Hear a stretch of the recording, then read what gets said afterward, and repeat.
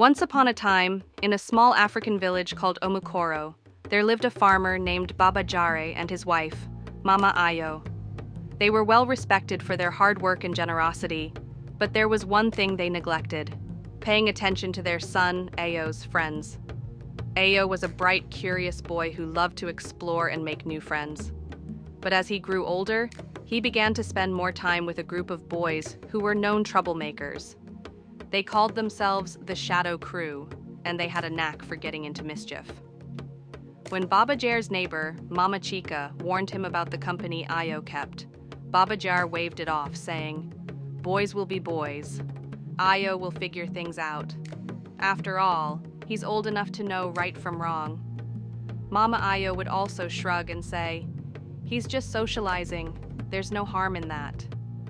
Months passed, and Ayo's behavior began to change. He became secretive, skipping school and staying out late.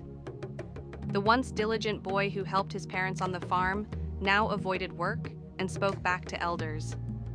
Baba Jare and Mama Ayo dismissed his behavior as a phase, hoping he would grow out of it.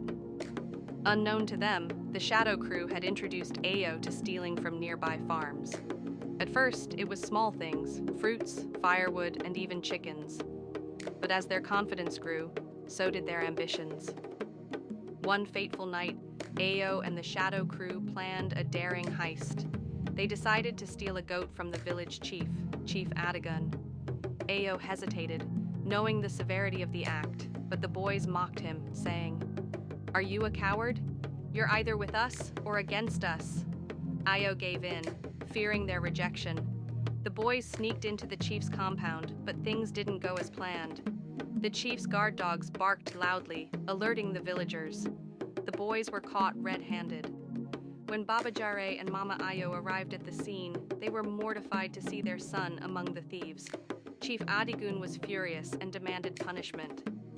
Ayo's friends' parents tried to defend their children, but the chief, known for his wisdom, said, "The fault is not only with these boys. It lies with the parents who turned a blind eye to the company their children kept." Baba Jar and Mama Ayo begged for forgiveness, promising to change their ways. Chief Adigun agreed to spare Ayo and the boys, but issued a decree. From this day forward, every parent in Omukoro must know their children's friends and guide them wisely. A child raised without supervision will bring shame to their family and destruction to the village. Humbled, Baba Jar and Mama Ayo became more involved in Ayo's life. They got to know his friends and guided him toward making better choices. Ayo, ashamed of his actions, apologized to the villagers and worked hard to regain their trust. He eventually became a role model, teaching younger children about the dangers of bad company.